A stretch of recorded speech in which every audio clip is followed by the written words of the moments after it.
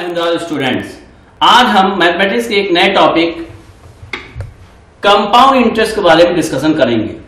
Compound interest, simple interest हम देख चुके हैं। सिंपल इंटरेस्ट में और कंपाउंड इंटरेस्ट में जो मेन डिफरेंस है वो ये है कि सिंपल इंटरेस्ट में जो हम प्रिंसिपल एक बार लगा देते हैं, उसी एक टाइम ड्यूरेशन के लिए उस पर जो इंटरेस्ट मिलता है वो पर ड्यूरेशन हमको सेम मिलता जाता है। यहां पर क्या है, कंपाउंड इंटरेस्ट में क्या है कि यहां पर जो हम एक बार प्रिंसिपल लगाते हैं उस टाइम ड्यूरेशन में जो इंटरेस्ट मिलता है वो इंटरेस्ट इसमें जाकर के ऐड हो जाता है और नेक्स्ट ड्यूरेशन में वो प्रिंसिपल प्लस इंटरेस्ट पर भी इंटरेस्ट मिलता है। मींस इंटरेस्ट पर इंटरेस्ट मिलना कंपाउंड इंटरेस्ट कहलाता है, जिसको हम हिंदी में चक्रवृद्धि ब्याज के नाम से जानते हैं। इसके कॉन्सेप्ट में हम देखें कि when the interest is calculated for every period on the total previous amount, then the total amount of interest gained on all the periods is called compound interest. Means जो अभी हमने बताया आपको कि जो हम प्रिंसिपल एक बार डिपॉजिट कर देते हैं उस पर हमको कोई इंटरेस्ट मिला, अब इंटरेस्ट जो है वो प्रिंसिपल में ऐड हो गया तो एक नया अमाउंट बना, लेकिन वो अमाउंट ना होकर के अगले टाइम ड्यूरेशन के लिए वो प्रिंसिपल का वर्क करेगा और अब इंटरेस्ट जो है उस पर मिलेगा। तो प्रिंसिपल प्लस इंटरेस्ट पर इंटरेस्ट मिलना कंपाउंड इंटरेस्ट कहलाता है। इसके बाद हम देखें कि इसमें जो फार्मूले यूज किए जाते हैं वो क्या है। इसमें जो फार्मूला अमाउंट के लिए यूज किया जा रहा है वो amount is equal to principal 1 plus R upon 100 की पावर n है। इसमें क्या है, इसमें भी वही है कि अमाउंट है, मिश्र धन है, प्रिंसिपल p मूलधन है, r ब्याज की दर रेट ऑफ इंटरेस्ट है, n फॉर टाइम समय की बात की गई है। यहां पर amount, rate of interest, time. अब एक चीज ये निकल के आई कि कंपाउंड इंटरेस्ट को कैलकुलेट कैसे करना है। कंपाउंड इंटरेस्ट को कैलकुलेट करने के लिए compound interest is equal to amount minus principal. इसी तरह से आप सिंपल इंटरेस्ट में भी देखें, देखिए अमाउंट माइनस प्रिंसिपल से ही सिंपल इंटरेस्ट भी पाते हैं। अब इसमें हम ये देखें कि कंपाउंड इंटरेस्ट के लिए हम जनरल फार्मूला क्या बनाएंगे। कंपाउंड इंटरेस्ट के लिए आपने ये देखा कि अमाउंट माइनस प्रिंसिपल होता है और अमाउंट के लिए आपने फार्मूला देखा है P 1 प्लस आर अपॉन 100 की पावर n और ये माइनस P। अगर हम यहां पर P को कॉमन ले लें तो जनरल फार्मूला क्या निकल के आ रहा है, 1 प्लस आर अपॉन 100 की पावर n माइनस 1। ये कंपाउंड इंटरेस्ट के लिए जनरल फार्मूला निकल के आ गया। अब यहां पर हम ये देख रहे हैं कि कंपाउंड इंटरेस्ट को अगर हम फार्मूले से निकालते हैं तो हो सकता है कुछ लेंथ पकड़ ले। अब वो लेंथ पकड़ ले कैसे, सपोज अगर हम यहां पर कहें principal is equal to 5000 rupees, rate of interest 10% per annum, time 2 years. अब यहां पर क्या है, अब यहां पर यह है, एक चीज देखी जाए, यहां अभी हम 4% ले लें, सपोज 4%।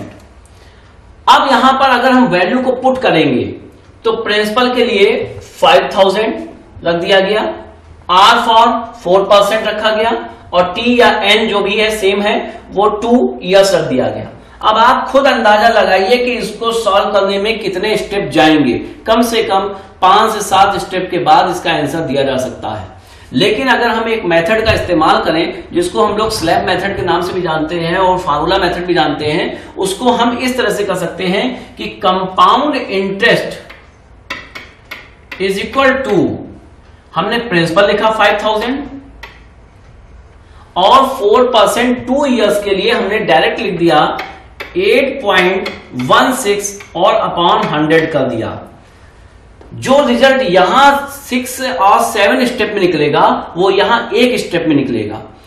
मींस जो आएगा वो कंपाउंड इंटरेस्ट होगा। बहुत जल्दी दिया जा सकता है इसका आंसर। अब प्रॉब्लम ये है, ये सोच रहे हैं कि 8.16 कहां से आ गया। 8.16 पर फोकस किया जाए। 8.16 कहां से आया, इसको देखा जाए, समझा जाए कि आखिर ये है क्या, कितनी जल्दी आंसर दे रहा है, तो कुछ अच्छी चीज होगी। इसको कैसे मैनेज किया जाए देखते हैं कि कैलकुलेशन कैसे करना है। वो क्या आया था 8.16, कहां से आया, कैसे आया, उस पर फोकस किया जाए। उसके लिए हम ये जान ले कि यहां पर जो रेट ऑफ इंटरेस्ट आपके सामने क्वेश्चंस आएंगे वो 4% से लेकर के 12% हो सकता है, 15 कभी-कभी 16% और यहां तक कभी-कभी 13.5% तक के क्वेश्चन भी सामने आए हैं। 2 इयर्स, 3 इयर्स, मैक्सिमम 4 इयर्स के लिए। इसके आगे जाने का मतलब नहीं उठता क्योंकि पावर n है, याद रखिएगा कि पावर n है। और अगर 5 इयर्स 6 इयर्स की बात करेंगे तो हमको कहीं ना कहीं उनको 5 टाइम मल्टीप्लाई 6 टाइम मल्टीप्लाई करना पड़ेगा, जो कि बहुत लेंथ पकड़ लेगा क्वेश्चन। तो ऐसे क्वेश्चन अगर आते भी हैं तो उनको अवॉइड करना ज्यादा ठीक रहता है, 2, 3, 4 ईयर को नहीं छोड़ना चाहिए। उसके लिए हम देखेंगे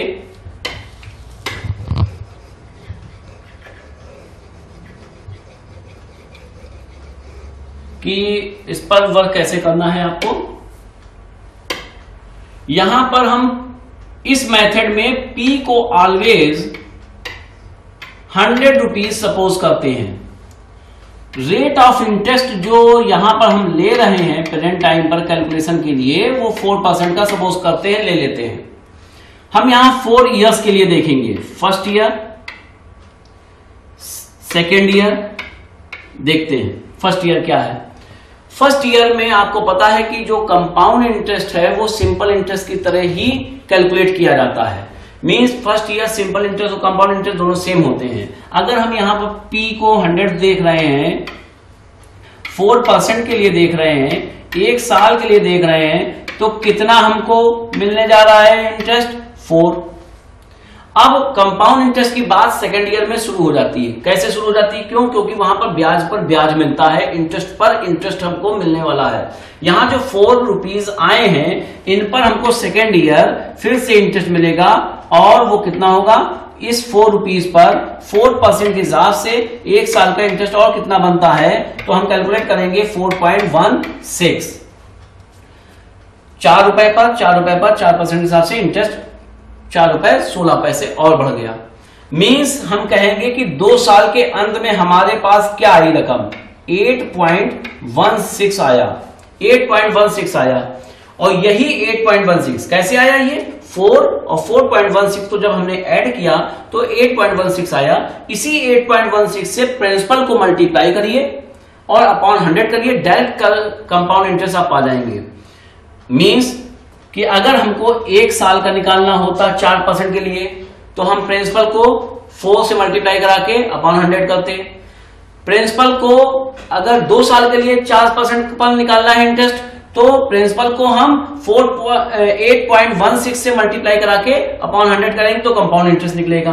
तीसरे साल के लिए क्या है, तीसरे साल के लिए यह है कि जो सेकेंड ईयर हमको इंटरेस्ट मिला था इस इंटरेस्ट पर हमको फिर से इंटरेस्ट मिलने जा रहा है। 4.16 प्लस 4.16 पर 4% के हिसाब से हमारे पास कितना इंटरेस्ट बनकर आता है, 4.3264। मींस जब हम इसको कैलकुलेट कर रहे हैं तो कैलकुलेशन के दौरान ये वैल्यू निकल के आ गई। सेकेंड ईयर का इंटरेस्ट, सेकेंड ईयर के इंटरेस्ट को 4% से मल्टीप्लाई करा के अपॉन 100 किया गया, तो जो एक्स्ट्रा इंटरेस्ट बनना वो प्लस ये ऐड होकर हमको देगा 4.3264।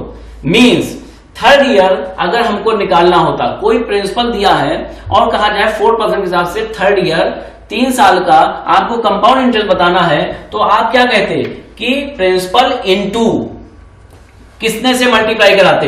देखिए फर्स्ट ईयर, सेकंड ईयर और थर्ड ईयर का टोटल यहां लिखना है, तो फर्स्ट ईयर सेकंड ईयर का टोटल आप यहां 8.16 लिख चुके हैं और 8.16 आ गया है। 8.16 अगर इसमें ऐड कर दिया जाए तो 12.4864 आ जाएगा। अब ये समझ में आता है कि आफ्टर 3 इयर्स हमारे पास 4% के हिसाब से 12.4864 होगा। मींस अगर कोई प्रिंसिपल हमको दिया गया है 4% के हिसाब से 3 साल के लिए आपको निकालना है, तो प्रिंसिपल को 12.4864 से मल्टीप्लाई करा के अपॉन 100 करने पर हम डायरेक्ट कंपाउंड इंटरेस्ट तक पहुंच सकते हैं। अब आती है बात फोर्थ ईयर की। फोर्थ ईयर क्या है? फोर्थ ईयर में हम ये देखें कि जो हमारे पास थर्ड ईयर में इंटरेस्ट था 4.3264, इस पर हमको फिर से इंटरेस्ट मिलने जा रहा है 4.3264 मल्टीप्लाइड बाई 4/100। तो हमारे पास रिजल्ट आया है इसका पूरे कैलकुलेशन का 4.499456, ये रिजल्ट आया। अब इस रिजल्ट को अगर हम देख रहे हैं तो इस रिजल्ट में अब हमको ऐड क्या करना है, ये प्लस ये, और अगर हम देखें तो इनको सबको ऐड करके आप कहां लाए हैं, ये लाए हैं, इसी में ये ऐड कर दिया गया। तो हमारे सामने आफ्टर 4 इयर्स कितना आया, 16.985856 आ गया। इस तरह से हमने ये देखा कि अगर हमको प्रिंसिपल पता है, रेट ऑफ इंटरेस्ट पता है, टाइम पता है, तो हम कंपाउंड इंटरेस्ट निकाल सकते हैं। कैसे? अगर प्रिंसिपल हमको दिया है 4% के हिसाब से एक साल में 4 से मल्टीप्लाई करा के अपॉन 100 करिए, किसको? प्रिंसिपल को। फिर आ गया कि 4% 2 साल के लिए है, तो प्रिंसिपल को 8.16 से मल्टीप्लाई कराइए, अपॉन 100 करिए, आंसर आ जाएगा। अगर 4% 3 साल के लिए है तो प्रिंसिपल को 12.4864 से मल्टीप्लाई करा के अपॉन 100 करिए, आंसर आ जाएगा। फिर हम देखें कि अगर 4% 4 इयर्स के लिए दिया है और कंपाउंड इंटरेस्ट पूछा जा रहा है, तो आप क्या करेंगे, प्रिंसिपल को 16.985856 से मल्टीप्लाई करा के अपॉन 100 करेंगे। इस तरह से हम जल्दी कंपाउंड इंटरेस्ट पा सकते हैं। लेकिन अब प्रॉब्लम यह है, क्या इतना बड़ा कैलकुलेशन हमको करना पड़ेगा? देखिए फर्स्ट ईयर का कोई दिक्कत नहीं, सेकेंड ईयर तक कैलकुलेशन कर सकते हैं, लेकिन थर्ड ईयर फोर्थ ईयर बहुत प्रॉब्लम क्रिएट करने वाला है। तो हम इसके लिए और क्या अच्छा कर सकते हैं, क्योंकि जैसे जैसे परसेंटेज बढ़ेगा 4% 12% तक आएगा या 18% आता है, तो उसका कैलकुलेशन बहुत ज्यादा हो जाएगा। तो हम ये कैलकुलेशन विद इन टाइम नहीं कर सकते, फिर हम इसी को करते रह जाएंगे, सोल्यूशन हमको आंसर नहीं मिलेगा। अब हम क्या करें? तो हम इसके लिए एक शॉर्ट तरीका और अपनाएंगे कि इसको हम कैसे जल्दी याद कर सकते हैं, कैसे ये वैल्यूज को याद कर सकते हैं। कुछ एक नया मेथड हम देखें कि जिससे हम इसको कर पाएंगे।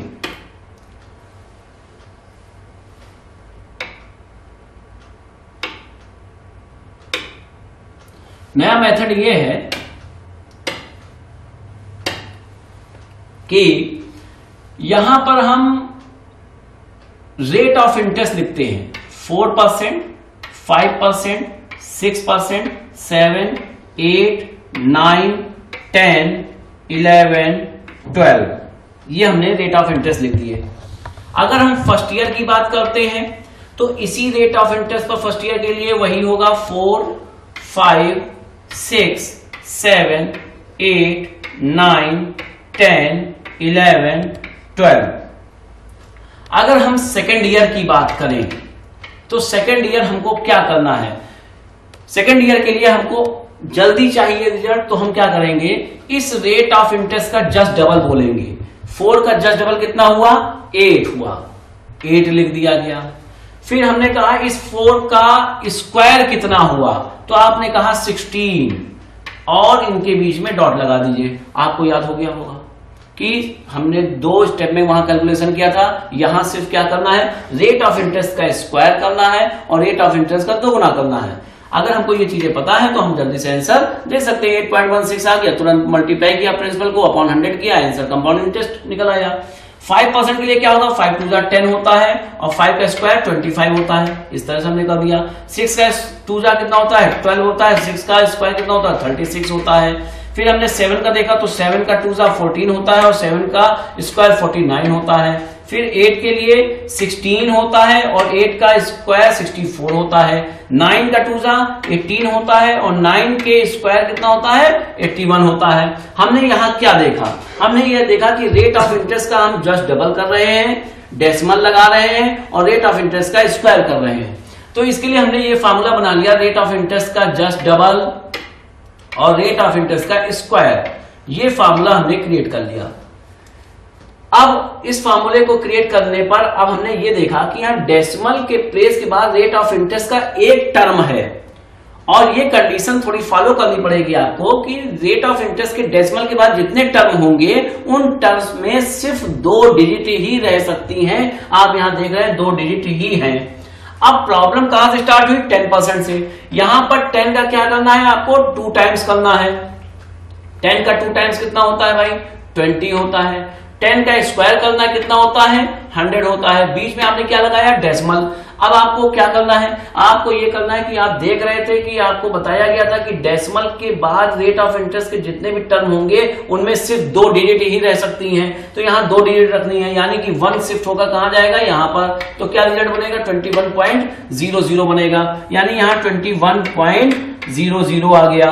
अब इसके बाद 11 के लिए क्या होगा? 11 का स्क्वायर होता है 121 और 11 का 2 होता है 22। मींस 1 शिफ्ट होकर कहां जाएगा? 23.21 में आ जाएगा। तो 23.21 आ गया। इसके बाद 12 को देखिए तो 12 का स्क्वायर कितना होता है? 144 होता है। 12 का 2 कितना होता है? 24 होता है। अब हम 1 को कहां शिफ्ट करेंगे? यहां पर शिफ्ट करेंगे। तो क्या आएगा रिजल्ट? 25.44 ये रिजल्ट आ जाएगा। इस तरह से हमने ये देखा कि सेकेंड ईयर के लिए हम कितनी जल्दी आंसर निकाल सकते हैं। बस ये फार्मूला आपके माइंड में रहना चाहिए, 2r.r²। इसको अभी याद कर लेंगे तो बहुत अच्छा रहेगा, आगे आपके काम आने वाला है। इतनी बात सबके समझ में आई। अब बात आती है कि थर्ड ईयर के लिए क्या है प्रोसीजर। थर्ड ईयर के लिए भी प्रोसीजर कुछ इसी तरह का है कि हम यहां पर देखेंगे कि थर्ड ईयर के लिए भी फार्मूला हम बना सकते हैं। वो फार्मूला क्या है? 3r.3r² ये थर्ड ईयर के लिए फार्मूला क्रिएट हो गया। 3r.3r²। अब इसमें क्या है? अभी हम कुछ दिखाएंगे, जैसे कि 4% के लिए आप देख सकते हैं। ठीक है, 4% के लिए हम कैसे क्या करेंगे इसको? 4 का 3 टाइम कितना होता है? 4 3 जा 12 डेसिमल। अब 4 का स्क्वायर कितना होता है? 16 होता है और 16 3 जा 48 हो गया। फिर 4 का क्यूब कितना होता है? 4 इंटू 4 मीन्स 64। तो यहां पर 64 आ गया। अगर आपने कॉपी पर नोट डाउन किया था इससे पहले वाला रिजल्ट जब हम स्लैब मेथड लगा रहे थे उसमें, तो आपने देखा था 4% के लिए 3 इयर्स के लिए जो टोटल आया था वो आया था 12.4864। और यहाँ फार्मूले से हम कितनी जल्दी ले आए, और जबकि वहां 3 साल के लिए हमको पहला स्टेप, सेकेंड स्टेप और तब थर्ड स्टेप में आकर के हम 12.4864 की वैल्यू पाएंगे और वहां पर बहुत टाइम लगेगा। जबकि यहां क्या है? बहुत इजी वे में आ गया। एक और इसमें देखते हैं कि 8% के लिए क्या होगा। 8% के लिए देखा जाए तो 8 का 3 जा कितना होता है? 8 3 जा 24 और 8 का स्क्वायर 64, 3 जा 192, 8 का क्यूब 512 और ये डेसिमल। अब आपको अभी हमने यहां पर सेकेंड ईयर बताया था कि डेसिमल के बाद रेट ऑफ इंटरेस्ट के जितने भी टर्म होंगे उन टर्म में सिर्फ 2 डिजिट ही रह सकती हैं। तो यहां भी 2 टर्म है रेट ऑफ इंटरेस्ट के, तो यहां भी हम 2 डिजिट रखेंगे हर टर्म में। कैसे? ये 512 है और ये 192 है, तो यहां 12 तो रुकेगा नीचे और 5 कहां शिफ्ट हो जाएगा? इसके पास आ जाएगा, मींस 197 हो जाएगा। तो 197 का सिर्फ 97 रुकेगा और 1 कहां जाएगा? इसके पास आ जाएगा, मींस 25.9712 इसका रिजल्ट आएगा। मींस जब कभी भी प्रिंसिपल दिया जाएगा, रेट ऑफ इंटरेस्ट 8% होगा, टाइम 3 इयर्स के लिए होगा, तो हम क्या करेंगे? प्रिंसिपल को 25.9712 से मल्टीप्लाई करा के अपॉन 100 करेंगे। इसके बाद हम देखेंगे 12% के लिए। 12% का क्या है? 12 का 3 जा 36, 12 का स्क्वायर 144, 3 जा 432 और 12 का क्यूब 1728। अब हमने फिर वही कहा कि रेट ऑफ इंटरेस्ट के 2 टर्म है और हर टर्म में सिर्फ 2 डिजिट रह सकती हैं। तो यहां पर आप देखिए एक टर्म और एक टर्म, तो यहां पर सिर्फ 28 रुकेगा, बाकी सब कहां जाएगा? 17 यहां आएगा, तो ये 449 बनाएगा। ओनली 49 लिखेंगे आप और ये 4 कहां जाएगा? इसके पास जाएगा। 40.4928 आ गया रिजल्ट। इस तरह से आपने ये देखा कि अगर हमसे कहा जाए कि कोई प्रिंसिपल दिया गया है और रेट ऑफ इंटरेस्ट 12% दिया गया है, टाइम 3 इयर्स के लिए दिया गया है, तो हम प्रिंसिपल को 40.4928 से मल्टीप्लाई कराएंगे और अपॉन 100 कर देंगे तो कंपाउंड इंटरेस्ट निकल आएगा। अब कभी कभी ये होता है कि ये काफी बड़ा मल्टीप्लिकेशन होगा, तो कहीं ना कहीं हम देखेंगे कि ये यूनिट प्लेस से हम उसको चेक कर लेंगे, कभी C9 का इस्तेमाल कर लेंगे तो उससे हम जल्दी आंसर दे पाएंगे। कंपाउंड इंटरेस्ट में C9 लगाना लग ही जाता है, ये मान के चलिए। और इसके बाद हम देखें कि अगर हम इसको देखना चाहें 4th ईयर के लिए, तो 4th ईयर के लिए क्या है? 4th ईयर के लिए भी एक फार्मूला बनाया गया है। वो फार्मूला है 4r.6r² 4r³ r⁴। अब आपने देखा कि ये फार्मूला ही काफी बड़ा है। अब इस ये जब फार्मूला बड़ा है तो आपने वहां कैलकुलेशन भी देखा था कि first step, second step, third step, तब 4th स्टेप में वो आप रिजल्ट निकाल पाए थे। यहां भी ये फार्मूला काफी कॉम्प्लिकेटेड है क्योंकि यहां r⁴ है। 4% अगर हम देखें तो इजी पड़ता है, 5, 6 तक इजी होगा, लेकिन जैसे जैसे हम परसेंटेज बढ़ाते जाएंगे यहाँ पर r⁴ आपकी प्रॉब्लम क्रिएट करेगा। तो कोशिश करिए आप किसी तरह कैलकुलेट करके बस उनकी वैल्यूज को लिख लीजिए और याद कर लीजिए, ये आपके लिए बेनिफिशियल रहेगा फार्मूला लगाने से अच्छा कि आप वो CI=P1 + r/100⁻n - 1 लगाएं, उससे अच्छा है कि ये कैलकुलेशन चल जाएगा।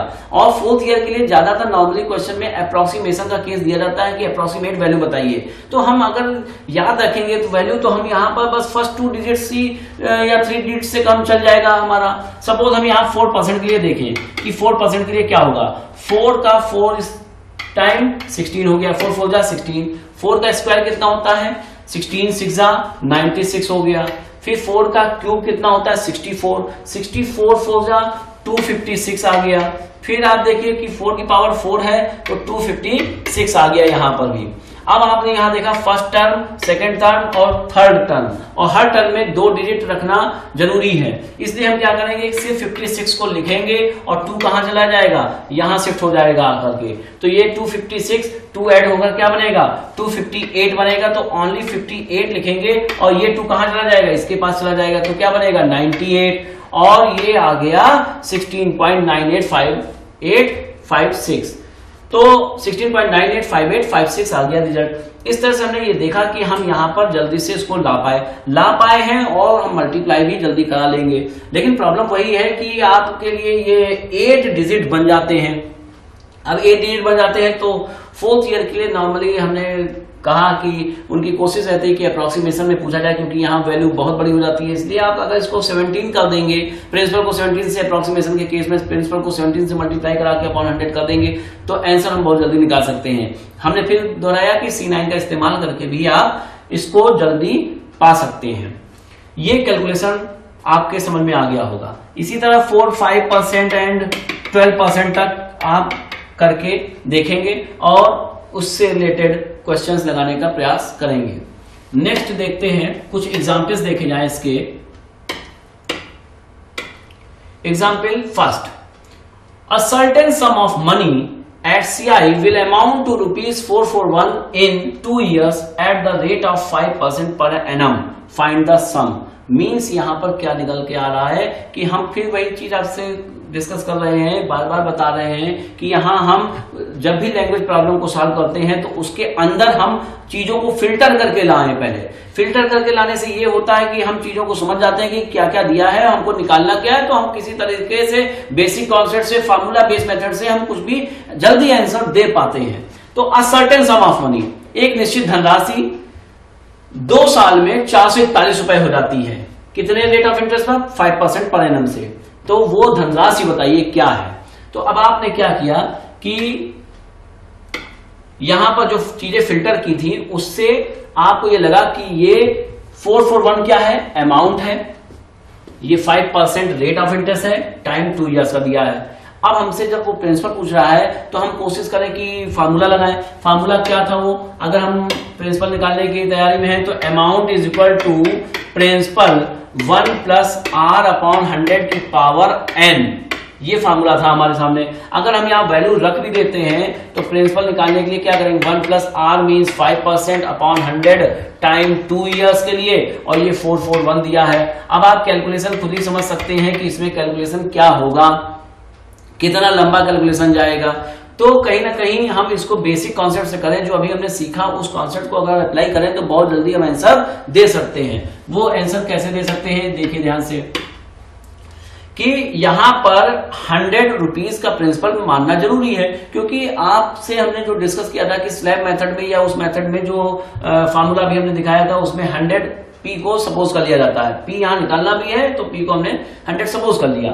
अब बात आती है कि कंपाउंड इंटरेस्ट कितना बनता है, तो यहां देखिए 2 ईयर्स 5%। 2 ईयर्स 5% का मतलब ये हुआ 10.25। कहां से आया, 2r.r² से आया। याद हो गया होगा आपको कि ये 5% 2 ईयर्स के लिए कहां से आया, 2r.r² से आया। कितना आया, 10.25 कंपाउंड इंटरेस्ट। तो अमाउंट कितना बन के आता है, अमाउंट जो होगा उसमें प्रिंसिपल प्लस सीआई दोनों शामिल हैं, तो यहां पर ये बनकर आ गया 110.25। इतनी बात क्लियर हो गई सबको। ये सारी चीजें आपके माइंड में हो जानी चाहिए, ये लिखी नहीं जाएंगी। प्रिंसिपल आपने सपोज किया कि 100 है, और चूंकि यहाँ 5% 2 ईयर्स के लिए है तो 10.25 हो गया, और 10.25 100 में ऐड हो गया तो 110.25 हो गया। ये मेरा अमाउंट हो गया, किस पर, 100 रुपीज पर। तो हमने ये देखा 110.25 जो है वो 100 के इक्विवेलेंट मींस ये अमाउंट कब बनना है, जब हमने प्रिंसिपल को 100 सपोज किया है। फिर 1 पर 100 अपॉन 110.25।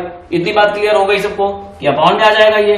अब इसके बाद क्या है, तो 441 पर कितना बनता है, 441 पर 400 रुपीज बन जाएंगे। कैलकुलेशन का एक बहुत अच्छा तरीका ये है कि आप यहां देखिए, तो आप कह सकते हैं कि ये 110.25 है। 110.25 जो है उसको हम डायरेक्ट कैसे काटें, तो 110 फोर्जा कितना होता है, 440 हो जाएगा। 110 फोर्जा 110 चौको 440, और एक तरीके से देखा जाए तो 4.25 पैसे और मिला दीजिए, तो 4.25 पैसे कितने बनते, 1 रुपया बन जाता है, यानी 441। पूरा 4 टाइम कैंसिल हो जाएगा डायरेक्ट, और 4 इंटू 100 400 रुपीज आपका आंसर हो जाएगा। तो कहीं ना कहीं ये एक इजी तरीका है, हम यूनिटरी मेथड लगाकर इसको जल्दी सॉल्व कर सकते हैं, और इस मेथड से हम आंसर को जल्दी पा जाएंगे। फार्मूला कहीं ना कहीं टाइम लेगा, उससे बचने का यही एक प्रोसीजर है। अब इसके बाद नेक्स्ट क्वेश्चन देखा जाएगा। नेक्स्ट क्वेश्चन में क्या कहा गया, in what time ₹2400 will amount to ₹2646 at 5% per annum compounded annually. Means क्या है, कितने समय में 2400 रुपए 5% के हिसाब से 2646 हो जाते हैं, जबकि ब्याज की दर कंपाउंड इंटरेस्ट के तौर पर लग रही है। इसका मतलब है कि इंफॉर्मेशन जो दी गई है उस इंफॉर्मेशन में क्या क्या है, उस इंफॉर्मेशन में ये है कि प्रिंसिपल आपको पता है 2400,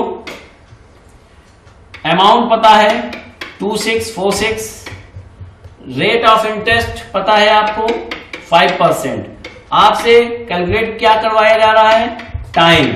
ये आपको फिल्टर करके माइंड में सेट कर लेनी पड़ेगी कि ये चीजें इसके अंदर हैं तुरंत। ये कहीं लिखनी नहीं है किसी भी एग्जाम में, केवल माइंड में आपको एक बार रिवाइज कर लेना पड़ेगा कि हाँ ये चीजें दी गई हैं।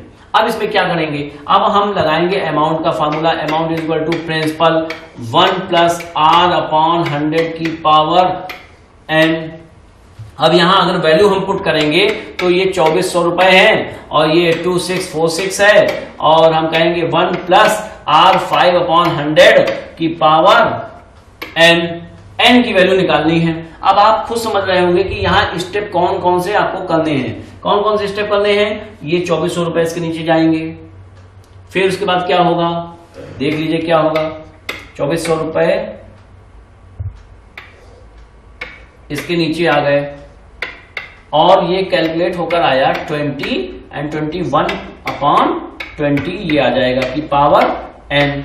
अब आपको जो यहां बेस बनाना है वो कैसा बेस बनाना है, 21 अपॉन 20 का ही बेस बनाना है, तभी जो पावर्स आएंगी वो इसके इक्विवेलेंट हो पाएंगी और आप आंसर दे पाएंगे। तो ये एक लॉन्ग प्रोसीजर हो सकता है, इससे कैसे बचा जाए। इससे बचने का यही एक प्रोसीजर है कि हम सबसे पहले कैलकुलेट करें कि 2400 रुपए हमने जमा किए थे, हमको 2646 मिला, मींस हमको कितना बढ़कर मिला है 246, 246 रुपए बढ़कर मिले हैं। अब हम 246 रुपए बढ़कर मिले हैं तो सबसे पहले हम कैलकुलेट ये करेंगे, माइंड में ये सेट करेंगे कि 246 जो मिला है वो कितने दिन में मिला है। तो कितने दिन में मिला है तो इसके लिए हम ये कैलकुलेट करें कि फर्स्ट ईयर लगाएं। फर्स्ट ईयर हमने क्या किया कि 2400 रुपए को 5% के हिसाब से एक साल का इंटरेस्ट देखा कितना बनता है, 120 रुपए बनते हैं। ये कैसे कैलकुलेट हो रहा है, PRT अपॉन 100 से ही हो रहा है, क्योंकि पहले साल का सिंपल और कंपाउंड दोनों सेम होते हैं, इसलिए हम इसको 120 के फॉर्म में ले आए। अब इसके बाद हमने क्या किया कि इसको 120 ब्याज पर फिर से 5% के हिसाब से ब्याज 126 रुपए हमको और मिल गए अगले साल। तो हमने देखा कि पहला और दूसरे साल में 120 और 126 रुपए मिल गए। तो अब हमारे माइंड में सेट हो जाना चाहिए कि बीच में कैलकुलेट करके हम देख लेंगे क्या इनकी टोटल वैल्यू 246 हो रही है। बिल्कुल हो रही है। इसका मतलब 246 रुपए जो हमको एज ए इंटरेस्ट मिला था उसको पाने में हमको कितने साल का समय लगा है, 2 साल का समय लगा है। और अब हम आंसर में पहुंच गए। इस तरीके से, इस तरह से हम इसका आंसर दे सकते हैं। ये देखिए 246 आ गया और 246 में वो आंसर आ गया था। अब इसके बाद अगर हम देखें तो एक नया क्वेश्चन देखा जाए, उसमें क्या है कि a sum of money at CI amounts to thrice itself in 2 years, so in how many years will it be 27 times itself। ये क्या है, बिल्कुल सिंपल इंटरेस्ट में आपको याद होगा एक क्वेश्चन किया गया था, इसी टाइप का था। तो वहां सिंपल इंटरेस्ट में हमने फार्मूले का इस्तेमाल करवाया था n1 - 1 upon t1 = n2 - 1 upon t2। लेकिन यहां पर चूंकि कंपाउंड इंटरेस्ट की बात हो रही है, इसलिए यहां पर उस टाइप से हम इसको सॉल्व नहीं करेंगे, क्योंकि यहां पर ब्याज मिलता है, वहां पर एक रेगुलर ब्याज मिलता है। इसलिए हम यहां पर थोड़ा सा चेंज देखेंगे। वो चेंज क्या है, हम ये देखेंगे कि ईयर्स और टाइम्स लिख लिया गया। ईयर्स में कौन कौन से हैं आपके, 2 साल में 3 गुना हो जाता है। थ्राइस देख रहे हैं, थ्राइस इटसेल्फ मींस 3 गुना हो जाना। कितने साल में, 2 इयर्स में। तो आपने देखा 2 साल में 3 गुना हो गया। In how many years will it be 27 times, तो कितने साल में ये 27 टाइम्स हो जाएगा। अब यहां पर जो भी आपसे क्वेश्चन पूछा जाएगा इस तरीके का, तो वहां पर जो पहले टाइम्स दिया था 3 गुना, उसी का ही एक पावर मल्टीपल अगली बार पूछा जाएगा। पावर मल्टीपल ही पूछा जाएगा, ये तय है। तो पावर मल्टीपल ये 3 का कितना है, 3 का 3 है पावर, मीन्स है 3 की पावर क्यूब बनता है ये। अब ये अगर क्यूब बनता है तो क्या करेंगे, इस 3 को इस 2 ईयर से मल्टीप्लाई करा दीजिए और फाइनल रिजल्ट आ गया 6 इयर्स। तो हम ये कह सकते हैं, बहुत जल्दी हम आंसर दे सकते हैं। इसी टाइप का एक एग्जाम्पल और ले लेते हैं। जैसे सपोज हम कहते हैं कि 5 साल में 2 टाइम्स हो रहा है, कितने साल में वो 32 टाइम्स हो जाएगा। अब वही चीज है कि 5 साल में 2 गुना होगा, कितने साल में 32 गुना हो जाएगा। और 32 क्या है, 2 की पावर मल्टीपल ही तो है। 2 की पावर मल्टीपल का मतलब क्या है, 2 की पावर 5 है। तो 5 को बस किससे मल्टीप्लाई करना है, पिछले ईयर से मल्टीप्लाई करा दीजिए। 5 × 5 मीन्स 25 ईयर्स आपका आंसर हो जाएगा। इस तरह से हमने एक एग्जाम्पल और देख लिया इसी तरह का, कि इस तरह से हमको करना है। देखिए ये क्वेश्चंस आपने हाई स्कूल स्टैंडर्ड में पढ़े थे और वहां पर इस टाइप का भी दिया गया था, लेकिन हम उसको फुल लेंथ में करते थे। फिर कभी कभी ऐसा दे दिया गया कि 2 इयर्स में 3 टाइम, तो कितने साल में 36 टाइम। अब 36 जो है वो 3 का पावर मल्टीपल तो नहीं बनता है, तब वहां पर क्या करते हैं, लॉग लेते हैं, लॉगरिथम। तो वो लॉगरिथम है, चूंकि यहां पर जो कॉम्पिटिटिव एग्जामिनेशन हो रहे हैं, बैंक, एसएससी एंड रेलवे, वहां पर लॉग नहीं आना है, इसलिए इस टाइप के क्वेश्चंस को हम यहां पर नहीं दिखा सकते। ठीक है, नेक्स्ट क्वेश्चन देखा जाए। क्वेश्चन ये है, a man invested ₹20,000 with rate of interest 20% per annum. The interest was compounded half yearly and next year it was compounded yearly. What is the total interest earned in 2 years? ये question है। Means एक व्यक्ति ने 20,000 रुपए 20% के हिसाब से जमा किए पहले साल उसको हाफ ईयरली इंटरेस्ट मिल रहा है और अगले साल उसको ईयरली इंटरेस्ट मिल रहा है। इसका मतलब है वार्षिक इंटरेस्ट मिल रहा है। पहले साल उसको अर्धवार्षिक मिल रहा है और अगले साल उसको वार्षिक इंटरेस्ट मिल रहा है। तो 2 साल में टोटल उसको कितना इंटरेस्ट मिलेगा ये आपसे कैलकुलेट करवाया जा रहा है। इसके लिए आपने क्या किया, इसके लिए अगर हम देखें तो स्टार्टिंग हमने इस तरह से की कि भाई यहां पर प्रिंसिपल दिया है 20,000, डायरेक्ट हम फॉर्मूला इस्तेमाल कर रहे हैं कंपाउंड इंटरेस्ट का। CI equal to P 1 plus R कितना है 20% है अपॉन 100 है कि पावर 2 है और -1 है। ये कंपाउंड इंटरेस्ट का फॉर्मूला आपने यूज किया, प्रिंसिपल 1 प्लस R अपॉन 100 की पावर n-1। अब यहां पर अगर हम इस फार्मूले के बेस पर चलेंगे तो हम आगे का स्टेप देखें। इसमें उसने कहा है half yearly and next year, means first year and next year, 2 year की बात की तो एक साल को अलग अलग देखना पड़ेगा। तो यहां पर हम कहें कि 20,000 1 प्लस R अपॉन 100 और 1 प्लस R अपॉन 100 -1 ये आया। ये पहला साल है और ये भी पहला साल, हमने 2 अलग अलग ईयर में दिखा दिया आपको। लेकिन उसने कहा फर्स्ट ईयर जो है rate of interest half yearly count हो रहा है। इसका मतलब ये हुआ rate of interest half yearly count हो रहा है तो रेट ऑफ इंटरेस्ट तुरंत हाफ हो जाना चाहिए, हाफ ईयरली मोड पर जैसे ही आएगा। ये याद रखिए कि एक साल में 2 हाफ ईयरली होती हैं और एक साल में 2 हाफ ईयरली होती हैं तो 20% पर एनम की बात की गई है कि 20% एक साल में मिलेगा। तो एक साल में 20% है इसलिए हम उसको 2 बराबर भागों में बांटेंगे। पहले हाफ ईयरली 10%, अगले हाफ ईयरली 10%, तो टोटल एक साल में 20% हमको मिल जाएगा। चूंकि हम ब्याज एक साल में 2 बार पा रहे हैं इसलिए टाइम यहां पर जस्ट डबल हो जाता है। इस तरह से अगर हम कैलकुलेट करेंगे तो आंसर अब आप समझ सकते हैं कि कितने स्टेप में आने वाला है। 6-7 स्टेप तो लगेंगे ही लगेंगे कैलकुलेशन में। इस स्टेप से बचने के लिए हम इसको देखें कि हम इसको और जल्दी कैसे कर सकते हैं विद इन 2 स्टेप। देखिए 2 स्टेप में क्या है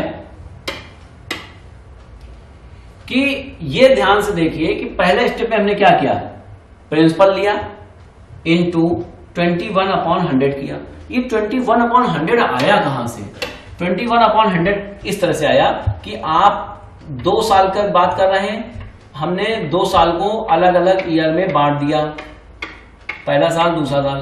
पहले साल में आपके सामने क्या है, रेट ऑफ इंटरेस्ट आधा हो जाता है यानी 10%, लेकिन आपको ब्याज साल भर में कितना बार मिलता है, 2 बार मिलता है, इसलिए आप समझ लीजिए कि 2 इयर्स माने जा रहे हैं। और सेकेंड ईयर आपको ब्याज 20% पर ही मिलेगा क्योंकि वहां एनुअल की बात की गई है, वहां 1 साल पूरे में कंप्लीट मिलेगा।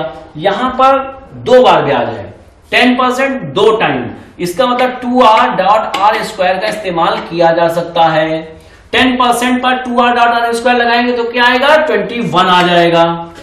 अब समझ में आया आपके ये कहां से आया, 10% से ही ये बनकर आया। चूंकि पहले साल हाफ ईयरली की बात की है इसलिए हाफ ईयरली यहां लगाकर देखेंगे तो हमारे सामने इंटरेस्ट कितना आया, 4200 रुपए इंटरेस्ट पहली बार आया 20,000 रुपए पर। अगली बार क्या हुआ, अगली बार ये हुआ कि ये जो 4200 रुपए थे ये 20,000 में ऐड हो जाएंगे। क्यों, क्योंकि कंपाउंड इंटरेस्ट के लिए कॉन्सेप्ट यही है कि जो प्रिंसिपल आप पाते हैं, जो आपने प्रिंसिपल लगाया उस पर जो ब्याज पाया वो ब्याज उस प्रिंसिपल में ऐड हो जाता है। तो अगले साल जो हम इंटरेस्ट पाते हैं वो इसके और इसके टोटल पर पाते हैं। तो अगले साल इंटरेस्ट कितने % पर मिल रहा है, 20% पर मिल रहा है। अब हमारे पास इंटरेस्ट कितना हो गया, 4840। टोटल हमारा आंसर क्या आ गया, 2 लाइनों में 9040 टोटल इंटरेस्ट आ गया। 2 साल में हमने इस तरह से इंटरेस्ट पा लिया। आपने ये देखा कि जो हम फार्मूले का इस्तेमाल करते हैं तो उससे कहीं ना कहीं टाइम लगता है, और यहां अगर हम बेसिक कॉन्सेप्ट को लेकर चलते हैं तो जल्दी आंसर पा जाते हैं। अब एक ये बात पूछनी चाहिए थी आप लोगों को कि यहां पर हमने हमेशा कहा कि पहले साल सिंपल और कंपाउंड सेम रहते हैं, सिंपल और कंपाउंड पहले साल सेम रहते हैं। तो पहले साल हमने इस कैलकुलेशन को सिंपल इंटरेस्ट की तरह से कैलकुलेट क्यों नहीं किया? इसका रीजन ये है कि यहां पर हाफ ईयरली मोड लगा हुआ था और आपको याद होगा कि सिंपल इंटरेस्ट हाफ ईयरली और क्वार्टरली मोड पर वर्क नहीं करता है, इसलिए इसको कंपाउंड इंटरेस्ट की तरह से लगाना मजबूरी थी, आप समझिए। ठीक है, ये समझ में आया सबके? इसके बाद हम देखेंगे नेक्स्ट क्वेश्चन ये है कि simple interest on a sum at 4% per annum for 2 years is ₹80, कि किसी धनराशि पर 4% हिसाब से 2 साल का इंटरेस्ट जो है 80 रुपए दिया है। So find the CI on the same sum for same time and rate. अब आपको बताना है कि उसी समय के लिए, उसी रेट के लिए, उसी धनराशि पर कितना कंपाउंड इंटरेस्ट बैठेगा।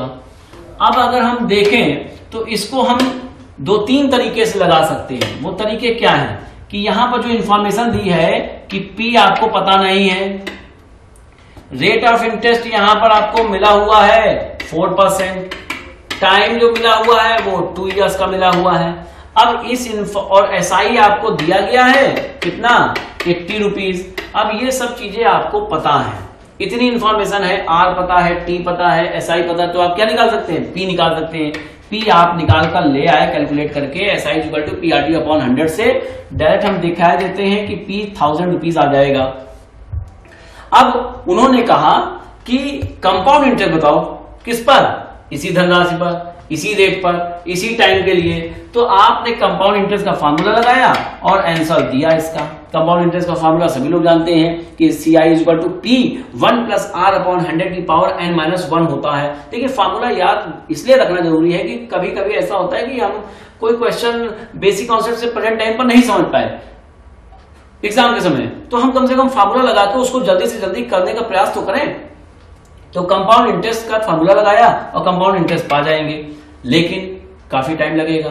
फिर दूसरा मेथड हमने क्या बताया, दूसरा मेथड ये बताया कि प्रिंसिपल आपके सामने है 1000 रुपीज, और आपको याद होगा कि अभी हमने पीछे डिस्कस किया है 4% 2 years यानी 2R.R²। तो कंपाउंड इंटरेस्ट निकालने का बेहतर तरीका यह है कि 1000 रुपीज प्रिंसिपल को 4% 2 years यानी 2R.R² का मतलब क्या हुआ, 8.16 से मल्टीप्लाई कराइए और अपॉन 100 करिए, डायरेक्ट आंसर आप क्या पा जाएंगे, 81.60। अब आपने क्या देखा कि सबसे पहले हम P लाएं और उसके बाद फिर ये मेथड अप्लाई करें।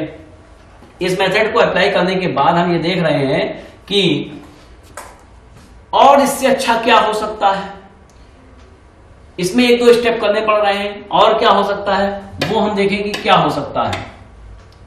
वो ये हो सकता है कि हम सिंपल इंटरेस्ट लिखें, कंपाउंड इंटरेस्ट लिखें। फिर हमने देखा कि पहले साल का सिंपल इंटरेस्ट कितना होगा, क्योंकि 2 साल का 80 रुपए है तो पहले साल का कितना होगा 40 रुपए, दूसरे साल का 40 रुपए। इस तरह से हमने देखा कि 40-40 करके वो 2 बार आ गया।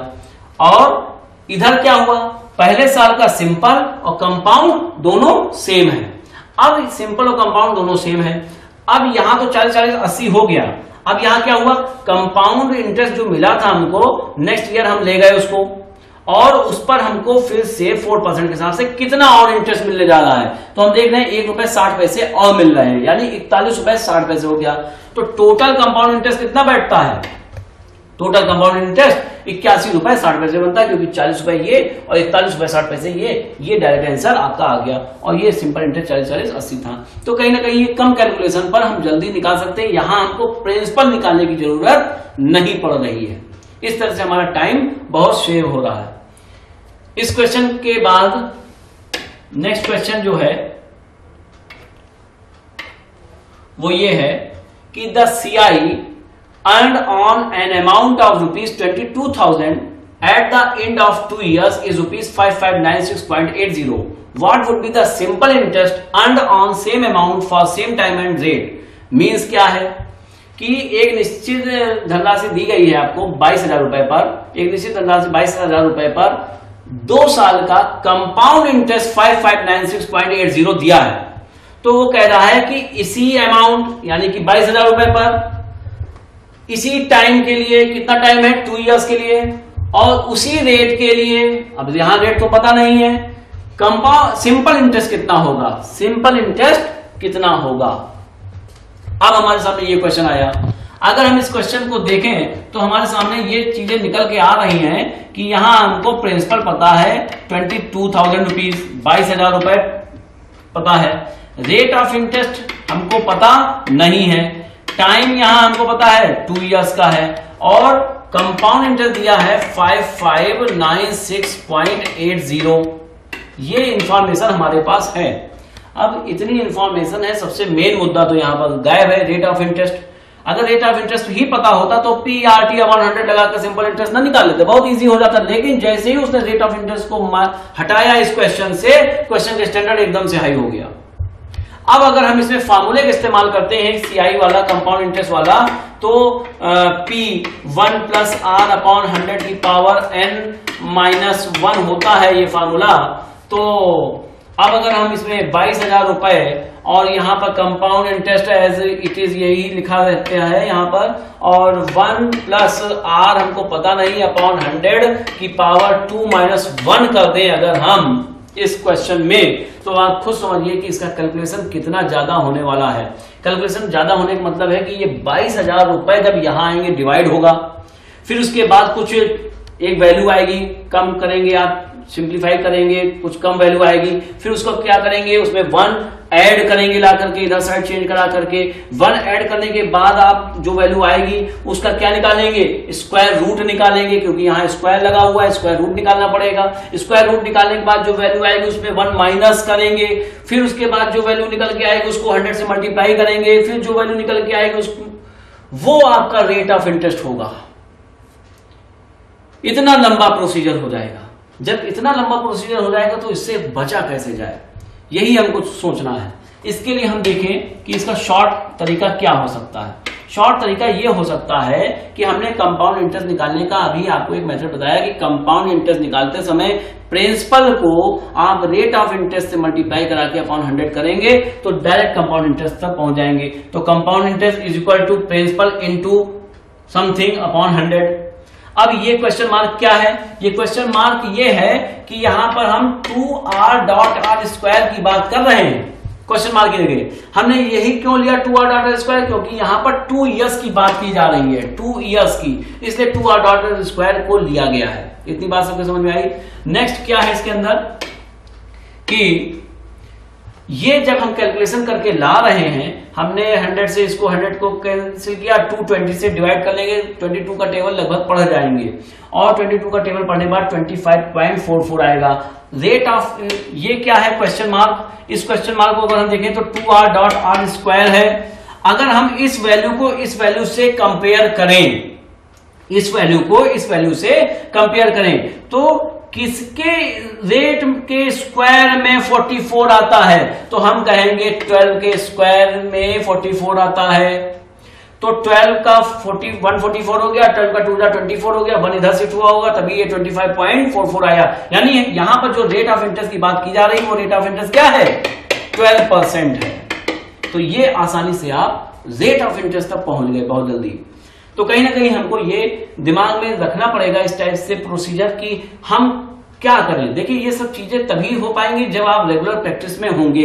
रेगुलर प्रैक्टिस का मतलब है कि क्लास में डिस्कशन के बाद आप तुरंत उस पर वर्क करें। नहीं कर रहे हैं तो कहीं ना कहीं आप इस चीज को सोचने से वंचित हो जाएंगे। वहां प्रेजेंट टाइम पर आपके दिमाग में ये क्लिक नहीं करेगा एग्जामिनेशन हॉल में कि हमको करना क्या है। आप फार्मूले की तरफ बढ़ जाएंगे और टाइम वेस्ट हो सकता है। इससे कैसे बचा जाए, अब ये आपने देखा तो रेट ऑफ इंटरेस्ट 12% के लिए ये हमने आपको बता दिया कि ये इससे कंपेयर करने पर ये आ गया। अब रेट ऑफ इंटरेस्ट आ गया तो सिंपल इंटरेस्ट क्या होगा, SI equal to PRT upon 100। अब हमने यहाँ डायरेक्ट रखा, हमने इसलिए डायरेक्ट रख के दिखाया कि अगर SI निकालना है तो इसी तरह से निकालिए। यहां पर रेट ऑफ इंटरेस्ट क्या है, 12% है। टाइम कितना है, 2 इयर्स के लिए है। टाइम 2 इयर्स के लिए है और 12% है तो कितना हुआ, 12 2 24%। 24% मतलब हो गया 0.24। उसी 0.24 से ये मल्टीप्लाई कराया गया, डायरेक्ट आंसर 5280 रुपीज आ जाएगा आपका आंसर। ठीक है, इसके बाद नेक्स्ट क्वेश्चन देखते हैं। नेक्स्ट क्वेश्चन ये है कि the difference between CI and SI for 2 years at the rate of 10% per annum is ₹40। So find principal, simple interest and compound interest. इसी क्वेश्चन में हमने तीनों चीजों को डिस्कस कर लिया है। अब ये तीनों चीजों को डिस्कस कर लिया है तो ये तीनों चीजें एक साथ कभी नहीं पूछी जाएंगी, आपसे अलग अलग प्रिंसिपल पूछा जा सकता है, सिंपल इंटरेस्ट भी पूछा जा सकता है, कंपाउंड इंटरेस्ट भी पूछा जा सकता है। चूंकि क्वेश्चन से रिलेटेड ये तीनों चीजें हो सकती है, इसीलिए इस क्वेश्चन को इसमें लाया गया है। अब यहां पर हम इसको सॉल्व कैसे करेंगे? सॉल्व करने का प्रोसीजर ये है कि हम यहां देख रहे हैं कि difference between CI and SI, CI and SI क्या है कि ₹40 है, ये आप देख रहे हैं। अब इसमें हम रेट ऑफ इंटरेस्ट की बात करें तो यहां 10% है, ये हमको दिख रहा है। टाइम कितने का है? 2 years के लिए है। तो हम एक फार्मूला याद करें for 2 years only. For second year के लिए क्या फार्मूला है डिफरेंस का? P is equal to D into 100/R का होल स्क्वायर। ये हमेशा याद रखें इस फार्मूले को कि डिफरेंस के लिए फॉर 2 years के लिए P is equal to D into 100/R to the whole square. अगर हम 3 साल की बात करें फॉर 3 years तो P is equal to D into 100 का cube upon R square 300 plus R। ये हम फार्मूले का इस्तेमाल कर सकते हैं यहां पर 2 years के लिए और 3 years के लिए डिफरेंस की। लेकिन यहां पर बात अगर हम 2 years की कर रहे हैं तो 2 years का ही बात करेंगे। 2 years से निकालेंगे प्रिंसिपल क्या आएगा? Principal is equal to D आपका 40 दिया है, 100 का स्क्वायर मीन्स 100 इंटू 100 और R का मतलब क्या है? 10 का स्क्वायर मीन्स 100। आंसर क्या आया आपका? 4000 निकल के आ गया। अब ये 4000 अगर निकल के आया है तो हम देखें कि प्रिंसिपल तो आ गया, लेकिन अभी हमको चाहिए सिंपल इंटरेस्ट। अब सिंपल इंटरेस्ट के लिए आप फॉर्मूला इस्तेमाल कर सकते हैं ना, SI is equal to PRT upon 100, PRT upon 100। अब PRT अपॉन 100 लगाएंगे, P for 4000, R for 10%, time 2 years के लिए, तो SI कितना निकल के आएगा? 800। कंपाउंड इंटरेस्ट निकालना है तो कंपाउंड इंटरेस्ट निकालने के 3 तरीके हो गए। कौन कौन से? एक तो फार्मूला लगा सकते हो, compound interest equal to P1 plus R upon 100 की पावर n-1। P पता है, R पता है, टाइम पता है, कंपाउंड इंटरेस्ट आएगा। सेकंड तरीका क्या होगा कंपाउंड इंटरेस्ट निकालने का कि आपको बताया कि वो टेबल प्रोसीजर जिसमें आप कंपाउंड इंटरेस्ट में निकालने के लिए आप प्रिंसिपल को 10% 2 years यानी कि 21 2R डॉट R स्क्वायर, याद करिए 2R डॉट R स्क्वायर से इसको मल्टीप्लाई करा के अपॉन 100 करके निकाल सकते हैं।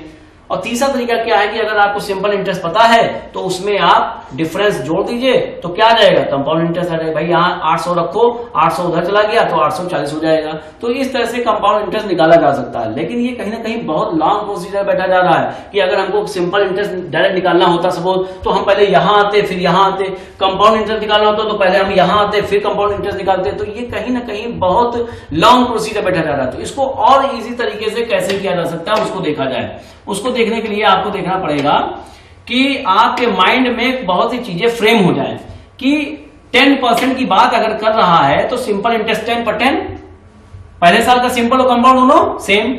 अब सिंपल पर फिर सेकंड ईयर 10 पर 10 और इस पर क्या होगा? 10 पर 10% के हिसाब से एक साल का इंटरेस्ट और यानी 11 रुपए हो गया। टोटल कितना बन गया आपके सामने? ये बन गया 20 और ये बन गया 21। अब बात करिए कि यहां देखिए तो आपको दिखेगा कि इनके बीच में डिफरेंस कितने का है। सिंपल और कंपाउंड के बीच में 1% का डिफरेंस है, दिख रहा है आपको? 20 और 21 के बीच में कितने का डिफरेंस है? 1% का। तो रुपए में कितने का डिफरेंस है? 40 का डिफरेंस है।